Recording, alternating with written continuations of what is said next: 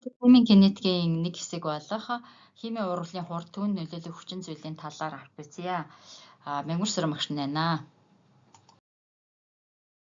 Урвал болгон өөрийн гэсэн хурдтай явагддаг. За энэ дэр нэг тесрэлт дэлбэрэлтийг харуулж байна тий. За энэ маань 1 секундын дотор явагдаж дуусах жишээтэй. За гэтэл энд хүлэг онгоц бол цэврэх процесс 30 жилийн хугацаа зарцуулж иж цэврэх ч юм уу тий.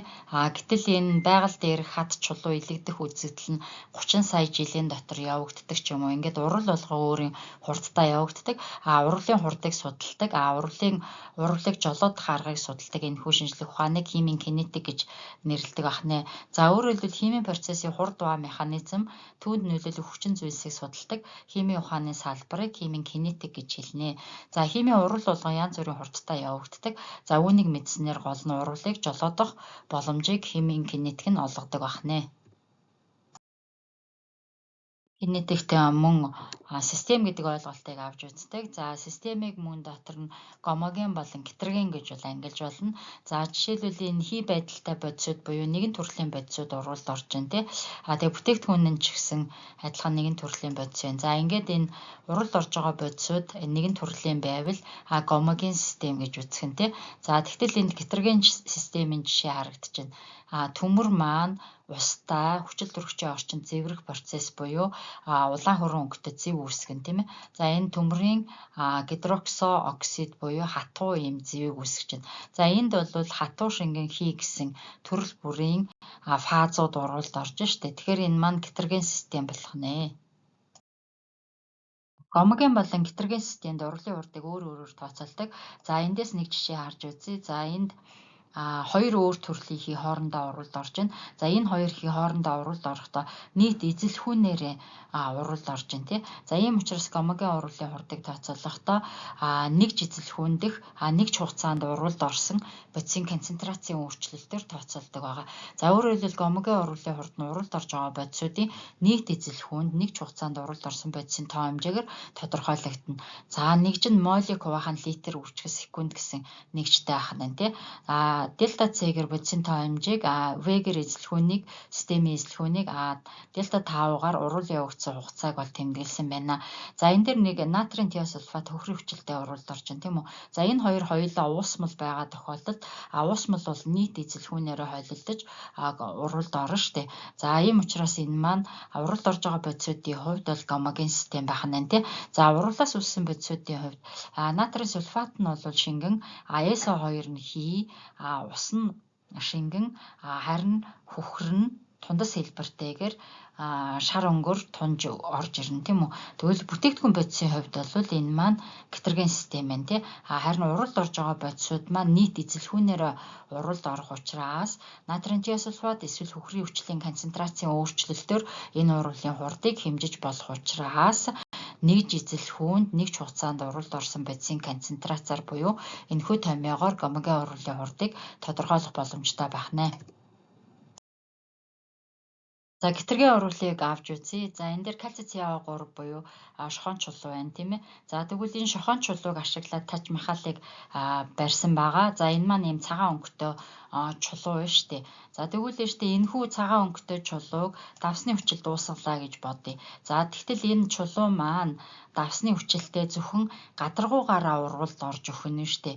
Гүн рүүгээ шууд нөгөө гомоген урвал шиг урвалд орж чадахгүй. За тэгэхээр кальци CaO3 маань хатуу төлөвтэй давсны хүчил шингэн төлөвтэй байна тий. Хоёр өөр фаз учраас энэ маань гетероген урвал болж байна. За тэгвэл гетероген урвал зөвхөн нөгөө урвалд орж байгаа бодисуудын шүргэлцэж байгаа гадаргуу дээр явагдаж штэ.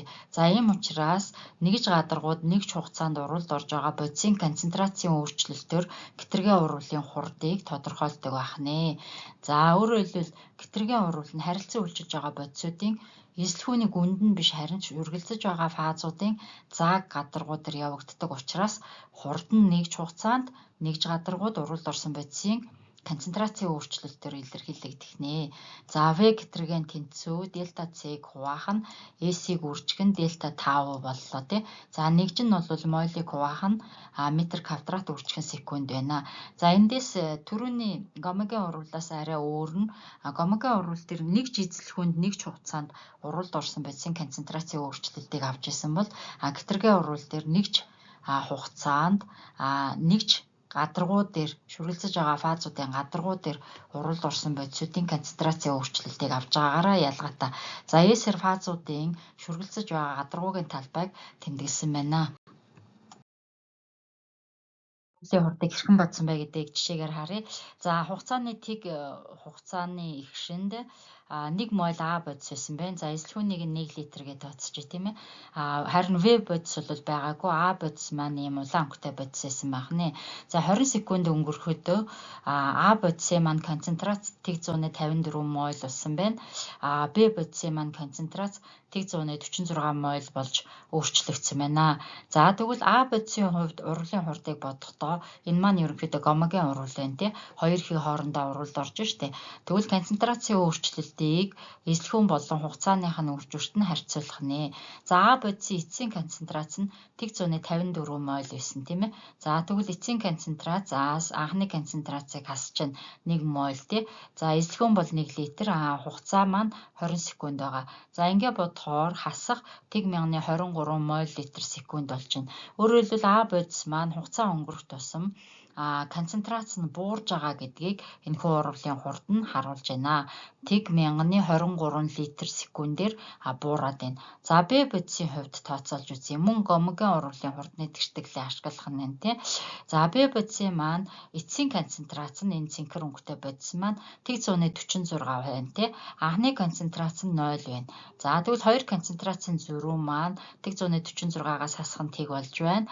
За эсэлхүүн болон хугацаа нь А-гийнхтай адилхан ингээд 1023 мол литр секунд болж байна. За өөрөөр хэлбэл Б бодисын маань энэ хурд бол нэмэх тэмдэгтэй байна гэдэг маань хугацаа өнгөрөх тусам Б бодисын концентрац нэмэгдэж байна.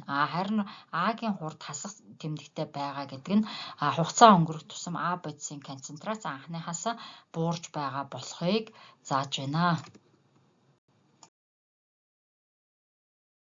Хурдад нөлөөлөх хэд хэдэн хүчин зүйл байдаг. За эдгээрийг нэг нэгээр нь авч үзье. Хамгийн ихнийх нь урвалын хурдад уралд орж байгаа бодисуудын концентрац хэрхэн нөлөөлөх вэ гэдгийг авч үзье. За халаасан төмөр утсыг 20% хүчил төрөгч агуулсан дэн дээр бол шатааж байна тий. Энд бол 100% хүчил төрөгч агуулсан колбонд бол хийхэд энэ маань илүү эрчимтэй шатж байна. Өөрөөр хэлбэл уралд орж байгаа бодисын концентрац их байх тусмаа урвалын хурд эрчимтэй болох нь энэхүү хоёр туршилтаас харагдаж байна. За төмөр хүчил төрөгчтэй уралд ороод төмрийн оксид үүсгэх урвалын эрчмийг хүчил төрөгчийн концентрацаас хамааруулан туршилсан байна. Хэлбэл Норвегийн эрдэмтэн Гүлберг Ваганаар хэмээ урвалын хурданд бодисуудын концентрац хэрхэн нөлөөлдөг болохыг судалж тогтоосон байдаг. За тогтмол температурт явагдаж байгаа урвалын хурд нь уралд орж байгаа бодисуудын концентрацийн үржүүртэй шууд хамааралтай гэж үздэг. Бөгөөд үүнийг масс үйлчлэлийн хууль гэдгээ. За энэ жишээн дээр авч үзье. За А бодис В бодистой уралд ороод С болон Д бодисыг үүсгэж байна тий. За урвалыг тэнцвүүлэхийн тулд өмнө нь бичсэн М, Н, П, Q гэсэн эдгээр тоонуудыг стихиометрийн коэффициент гэж бол нэрлэдэг байгаа. За тэгвэл нь штэ А бодис болон В бодистой уралд орох үеийн урвалын хурдны тэгштэглийг масс үйлчлэлийн хуулиар бичгтээ. За В тэнцүү урвалын хурдны тогтмол буюу К-г үржих нь А дөрвөлжин хаалтан дотор тэгээ М зэрэгт үржих нь В дөрвөлжин хаалтан дотор N зэрэгт гэж бол бичдэг байгаа. За үүнийг масс үйлчлэлийн хууль гэх юм нэ. За энд бол К маань урвалын хурдны тогтмол байна. Тухайн температур тогтмол байдаг хэмжигдэхүүн байгаа. За А болон В нь уралд орж байгаа бодисуудын концентрац болж таарч байна тий. За энэ дөрвөлжин хаалтыг нь концентрац гэж бол унших нь. За энэ М болон N-ийг стихиометрийн коэффициент гэж бол ярих нэ. За ингэж бичгийг бол масс үйлчлэлийн хуулиар урвалын хурдны тэгштэглийг илэрхийлэх гэж бичдэг байна. За гетероген системд буюу өөр төлөвтэй бодисууд уралд орж байгаа тохиолдолд хатуу бодисын концентрацийг масс үйлчлэлийн хуульд бол бичдэггүй байгаа. За жишээлбэл нүүрс төрөгч энэ хатуу төлөвтэй тий нүүрс гэсэн үг шүү дээ. Хүчил төрөгчтэй уралд ороод хий байдалтай CO2 гэсэн бас хий байдалтай бүтээгдэхүүнийг үүсгэж байна тий. За энэ тохиолдолд уралд орж байгаа бодисын хувьд хурдны тэгштэглийг нь масс үйлчлэлийн хуулиар бичье. За ингүүл нүүрс төрөгч маань хатуу учраас энэ нь харьцангуйгаар хүчил төрөгчтэйгээ харьцуулахад маш бага эзэлхүүнийг эзэлж оршиж байгаа шүү дээ. Ийм учраас урлын хурдыг урлын хурдны тогтмолыг өөрчлөх нь зөвхөн хүчил төрөгчийн концентрац гэж ингэж бичдэг байна. За урлын хурданд концентрацуудын өөрчлөлт хэрхэн нөлөөлж байгааг энэ жишээн дээр авч үзье. Нэгэн урвал нь натрий 2S2O3 натрийн тиосульфат хөхрийн хүчилтэй урвалд орж байна тий. За натрийн сульфат SO2 ус хөхөр гэсэн энэ тэртэглийн дагуу явагддаг байна.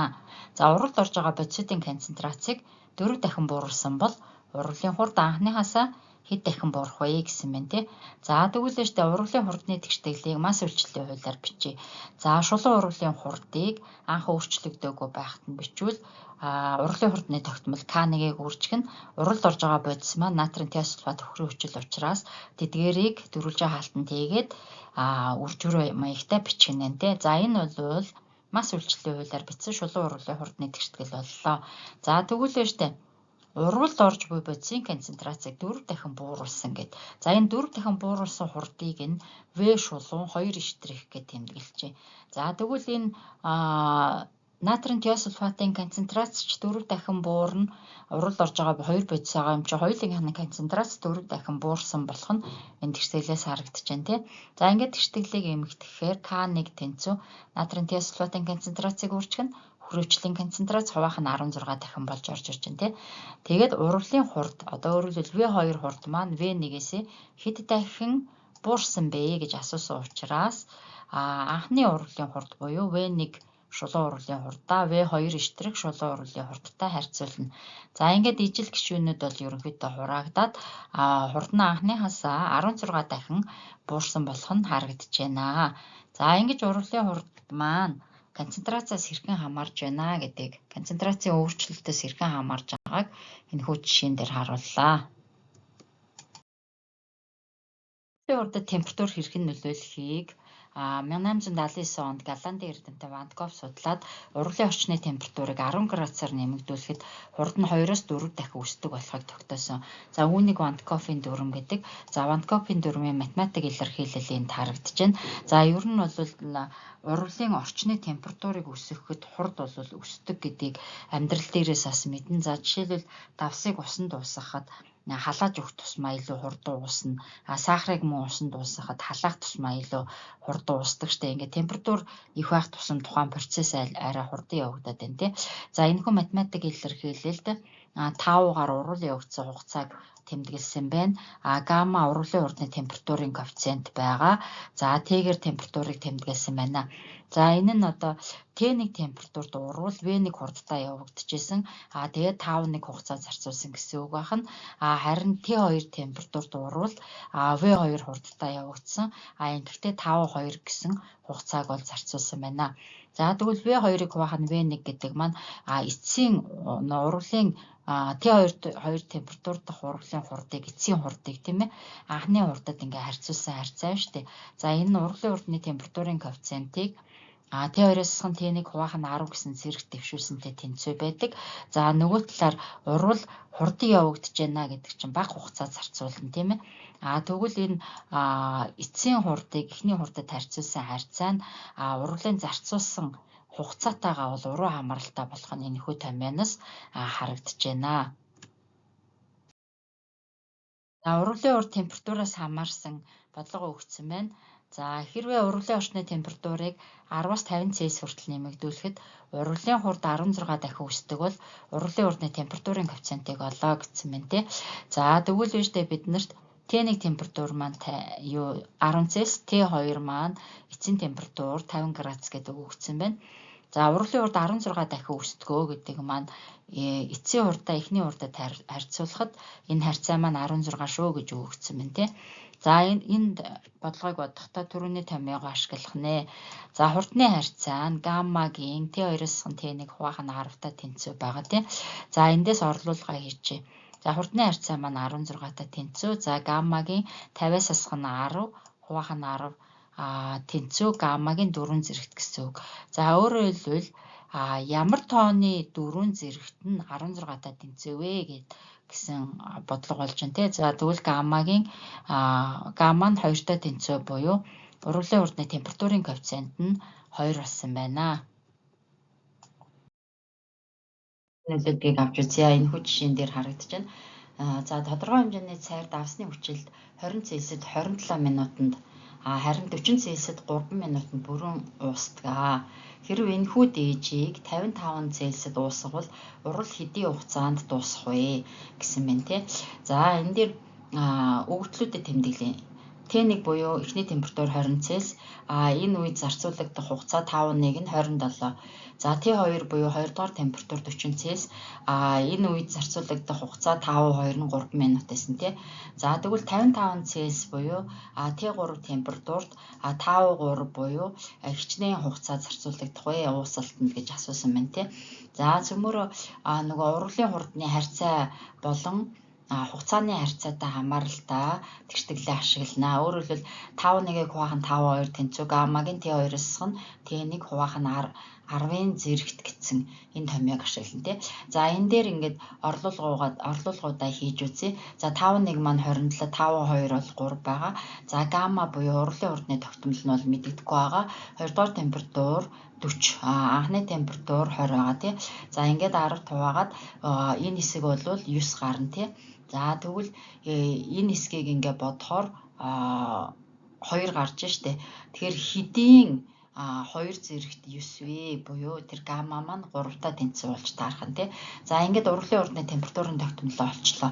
За тэгвэл энэ хүү тэгшдэглээ дахиад нөгөө 3 дугаар температуртай хувиргаад бичих нь тий. За тэгвэл 5-2 нөгөө 5-2-ыг хуваах нь 5-3 тэнцүү, гаммагийн Т3-аас нь Т2 хуваах нь 10 зэрэгт болж таарна тийм үү. За эндээсээ цөмөөрөө 55 градусд урвал хэр хурдан хугацаанд явагдах вэ гэдгийг тооцоолох ёстой. Өөрөөр хэлбэл 5-3-ыг олох ёстой тий. За 5-3-ыг олохоор 5-2-ыг хуваах нь гаммагийн Т3-аас нь Т2 хуваах нь 10 зэрэгт болж байна тий. За ингээд орлуулгуудаа хийчихье. 5-2 маань 3 минут байгаа. За энийг хуваах нь ургуулын урдны коэффициент маань 3 болсон тий. За 55-аас хасах нь 40 хуваах нь 10 гэсэн 3-ын зэрэгт буюу 3-1.5 зэрэгт гарч байна. За энэ 5 1996.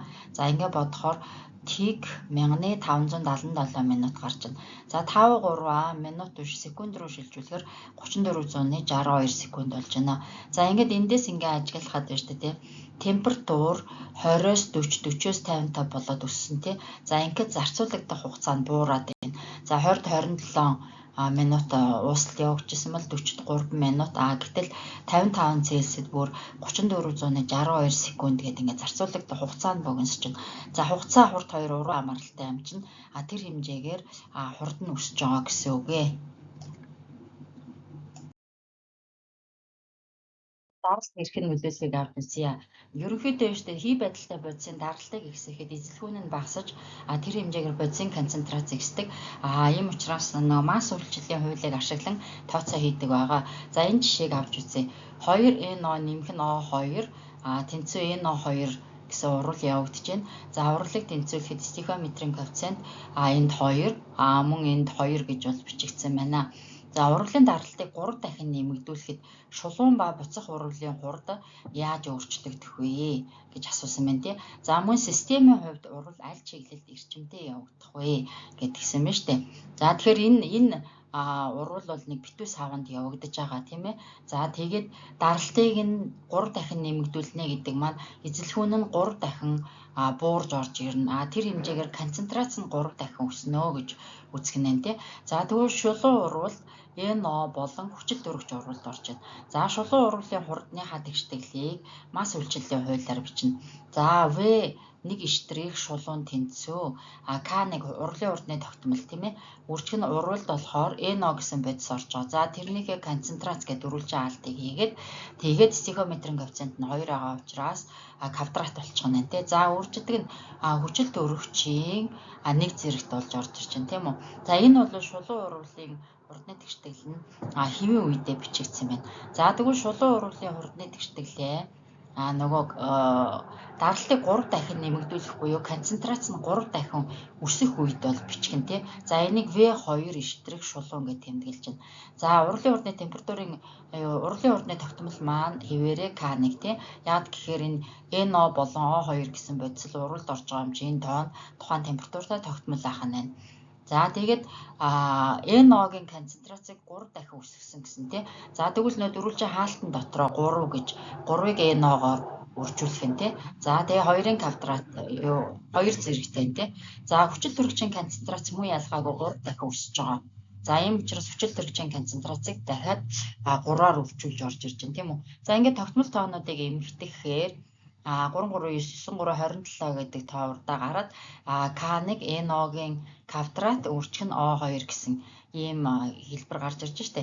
За тэгвэл V2 шулуу эцсийн энэ хурд маань тий анхныхаас хэд дахин хурд вэ гэдгийг тооцоолж гаргая. Тэгвэл V2 шулууны хуваах нь V1 эштрэх шулуундаа харьцуулаад ингээд урлын хурд маань өөрөөр хэлбэл ижил коэффициентууд нь хураагдаад 27 дахин өсөж байгаа болох нь харагдаж байна тий. За буцах урлын хувьд авч үзье. За буцах урвалд NO2 гэсэн бодисол буцах урвалд орж байна тийм үү.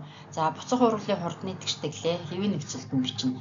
V буцах 1 эштрэх тэнцүү К өөрчлөх нь NO2-ын квадрат гэж бичигдэн тий. Стихиометрийн коэффициент нь 2 байгаа. За тэгвэл нь штэ энэ урлын даралтыг 3 дахин нэмэгдүүлэхэд буцах урлын эзэлхүүн ч гэсэн 3 дахин буураад концентрац нь 3 дахин өссөн байгаа.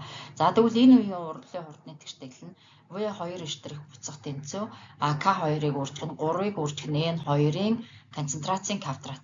За энэ нь штэ дахин нэмэгдэж байгаа энэ тоогоо дөрвөлжин хаалтандаа оруулж чинь. Ягаад гэхээр нөгөө зэрэгээ тооцохын тулд энийг хэрвээ гаднаа биччихвэл зэрэг нь алдаатай болоод тэгээ бодлого чинь алдаатай болдог шүү. Тэрийг анхаараарай. Тэр тэд дахин өсөж гэнэ гэдгийг яах нь концентрацийнхаа энэ дөрвөлжин хаалтандаа оруулаад бичих нэ. За ингээ 339 болно тийм ээ. За тогтмол тоогоо урдаа гаргаад К2-ыг өөрчлөх нь NO2-ын концентрацийн квадрат гэж гарч байна тийм. За тэгвэл буцах урвал концентрацийг 3 дахин ихсгсэн буюу урлын даралтыг 3 дахин ихсгсэн үед те анхныхаасаа ихсээгүй байхаас хэд дахин их вэ гэсэн харьцааг бодсон байна те. V2 буцах эштрэх V2 эштрэх буцахыг V1 эштрэх буцахтай харьцуулахаар 9 дахин өссөн байна. За ингээд эндээс харахаар энэ урвал байна шүү дээ те. Шулуун урвал явагдахад 27 дахин өссөн ишиг. Гэтэл буцах урвал явагдахад 9 дахин өссөн байна. Өөрөөр хэлбэл системийн хувьд шулуун урвал нь 27 буцах урвал нь 9 дахин өссөн байна. Эндээс ингээ харахаар системийн хувьд шулуун урвал нь илүү давмгаа өссөн болох нь харагдаж байна те. За хэд дахин өссөн бэ гэхээр 3 дахин шулуун урвал нь 3 дахин өссөн болохыг харж болох нэ. За ингээд урлын хурдад даралт хэрвээ нөлөөлж байгаа тохиолдолд масс үйлчлэлийн хуулийг ашиглаад хурдаа тооцоолдог байгаа шүү. Урлын хурдад катализаторын нөлөөллийг авч үзье. За химийн урлын хурдыг өөрчлөөд урлын эцэст найрлага шин чанараа хадгалан үлддэг бодисыг катализатор гэдэг тийм үү. За катализаторын оролцоотой явагддаг урлуудыг ерөнхийд нь катализийн урвал гэж нэрлэдэг байна шүү дээ. За катализатор нь уралд орж байгаа бодисуудын аль нэгэнтэй идэвхтэй комплекс нэгдлийг үүсгээд идэвхжлийн энергийг нь бууруулж өгдөг. Ингээд урлын хурдыг нэмэгдүүлэх боломжтой байдаг байна. За жишээлбэл AB2 бодис уралд орж ин тий. За катализаторын оролцоотойгоор AB гэсэн нэгдлийг үүсгэж штэ. За энэ үеийн яг катализатор яаж нөлөөлж ийн гэдэг нөлөөг нь авч үзье. За эхлээд штэ А бодис нь катализатортойгоо уралд ороод ийм химийн холбоог бол үүсгэх нь тий. За тэгээд энэ АК гэсэн энэ нэгдэл маань В бодистойгоо уралд ороод буцаад АВ гэсэн нэгдлээ үүсгэсэн катализатор бол дангаараа ялгарчиж байна. За өөрөөр хэлбэл урлын эцэст тий нөгөө өөрийнхөө катализатор нь өөрийнхөө шин чанарыг хадгалаад үлдчихэж штэ. За зарим тохиолдолд урлын бүтээгдэхүүн нь урлын хурдыг нэмэгдүүлдэг. За ийм урвалыг бол автокатализийн урвал гэж бол нэрлэдэг байгаа. Энэ дэштэй устрагчийн хит эслийн хүчлэг уусмлыг задлахад натрийн бромид хэрхэн катализаторын үүрэг гүйцэтгэдэг вэ гэдгийг авч үзэж байна тийм үү. За Мензуркинд устрагчийн хит эслийн хүчлэг уусмлыг хийсэн байна. За тэгээ натрийн бромид бага хэмжээгээр нүнтгийг бол хийж байна тий. За ингээд энэ нэгэн төрлийн уусмал үүсгэх нь натрийн бромид маань натрийн ион болон бром хасах гэсэн анионыг үүсгэн задарна тийм ээ. Гэтэл энэ хоёр нь хоёулаа өнгөхгүй ионууд. За острогчийн хит эслийг та нар мэднэ. Энэ бас өнгөхгүй уусмал байдаг. Өөрөөр хэлбэл нөгөө перкс гэдэг артикулаар зараад идэг штэ 3%-ийн шархмар хариуцаатай гэдэг тэрий чинь острогчийн хит эсэл гэж штэ. За ингээд энд тэгэхээр бүх энд оролцож байгаа молекул болон ионууд нь бүгдээрээ өнгөхгүй учраас энэ уусмал маань өнгөхгүй байж байна тий. За энэ дээр острогчийн хит эслийн молекулыг дүрслэн үзүүлсэн байна. H2O2 гэд. За энэ нэгдүгээр төлөвтөө ингээд молекул хэлбэрээр байж итэл натрийн бромидыг гаднаас нь нэмж өгсөн байна тий. За тэгтэл уусмал маань ийм бор өнгөтэй хүрэн баг зэргийн шаргал туяатай юм бор өнгөтэй болж орж ирсэн байна тий. За тэгвэл энэ нь ямар учиртай юм бэ гэдэг нь. За эхлээд бол урвалд орж исэн бром ион маань өнгөхгүй, острогчийн хит эсэл өнгөхгүй, тэгээ хүчлэг орчинд урвалд орж байгаа. За энэ тохиолдолд бром маань бромын ионууд нь хоорондоо нэгдээд бромын молекулыг үүсгэсэн байна. За бромын энэ молекул нь өөрөө шар өнгөтэй учраас уусмал шар өнгөтэй болж орж ирж байна тий. Гэхдээ энэ бол завсрын шат буюу энэ уусмалын шар өнгө хэсэг хугацааны дараа арилах нэ. За ингээд усыг бол үүсгэсэн байна. За ингээд байж итэл уусмалын өнгө арилна. За энэ юунаас болж байна гэхээр уусмалын орчноос хүчил төрөгч бол дэгдээд яваад өгнө тий. Хүчил төрөгч маань дангаараа ялгараад тэгээд уусмал ерөнхийдөө хүчилдэг орчинтай байгаа. Дээрээс нь бром маань молекул биш ион хэлбэрлүүгээр шилжиж өгч байна. За бромын ион нь болохоор өнгөхгүй байдаг учраас уусмалын өнгө бүдгэрж байна. Бромын молекул нь шар өнгөтэй байсан учраас завсрын шатанд шар өнгөтэй болсон байна тий. За ингээд острогчийн хит эслийн задралыг натрийн бромид маань маш хурдан болгож өгдөг байгаа. Ийм учраас энэ урвалын хурд богиносж ирнэ. Острогчийн хит эсэл маань задрахаараа ус болон хүчил төрөгчийг ялгаруулдаг штэ. Тэгээ өөрөөр хэлбэл хүчил төрөгч ялгарах хурдыг ихсэгчж байна гэсэн үг байна. За ингээд энэ урвал бүгдээрээ усан орчинд буюу уусмал дотор явагдаж байгаа нэгэн төрлийн систем учраас гомоген катализаторын урвалын жишээ байна. Натрийн бромид маань өөрөөр хэлбэл урвалыг энэхүү задрах урвалыг маш хурдан болгож өгч гэнэ гэдгийг харуулсан байна. За острогчийн хит эслийн задралыг катализаторгүй болон катализатортай хэрхэн явуулсан бэ гэдгийг харуулсан байна. За босоо шугамд бол урвалын энергийг үзүүлсэн байна тий. За катализатор ашиглаагүй урвалын энергийг ерөнхийд нь энэ улаан шугамаар тэмдэглэсэн байна. Катализатор ашигласныг нь энэ цэнхэр шугамаар бол тэмдэглэж үзүүлсэн байна.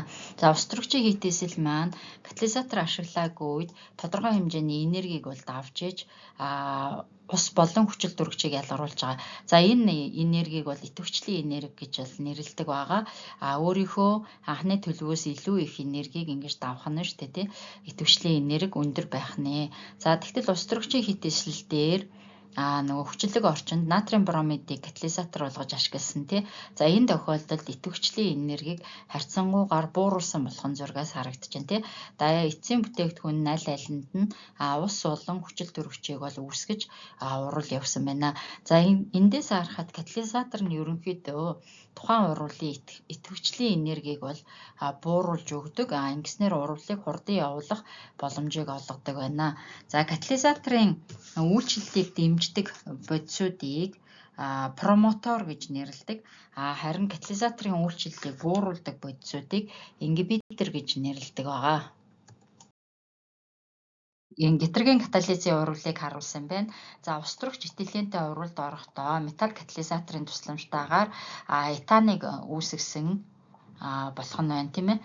За тэгвэл штэ устрогчийн молекул нь катализатортай үйлчлээд устрогчийн ион болоод ингээд задарсан байна тий.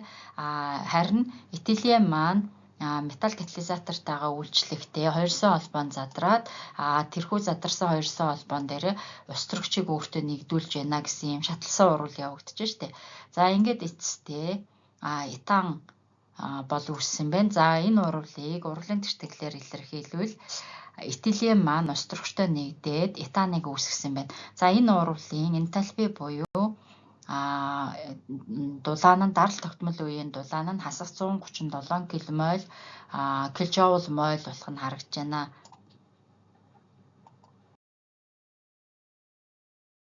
Катализатор нь ерөнхийдөө сонгомол үйлчилгээтэй байдаг. Жишээлбэл этанолыг хөнгөн цагааны оксидын оролцоотойгоор 350-аас 360 Цельсид уруулд оруулахад этилен болон устөрөгчийг гарган авах боломжтой байна тий. Харин этанолыг зис катализаторын оролцоотойгоор 200-аас 300 Цельсид уруулд ороход цууны альдгид болон устөрөгчийг гаргаж авах нь. Өөрөөр хэлбэл ямар бүтээгдэхүүн гарган авахаас шалтгаалаад ямар катализаторыг сонгох вэ гэдгийг эндээс харж болох нь тий. За хэрвээ бид нарт цууны альдгид хэрэгтэй бол зис катализаторын орчинд уруулд оруулах нь ингээд уруулыг бид нар удирдах боломж гарч ирэх нэ. За катализатор хэрэглээгүй үед дээрх хоёр уруулууд бол зэрэгцэн явагдаж холимог бүтээгдэхүүн үүсдэг байна. Тэр гомгийн болон гитргийн уруулын хурдыг хэрхэн тооцоолдог вэ? За мөн уруулын хурдны тэртгэлийг масс үйлчлэлийн хуулиар хэрхэн илэрхийлэх? Уруулын хурдны концентрац, температур, даралт, катализатор ямар нөлөөтэй байдаг талаар авч үзлээ шүү дээ.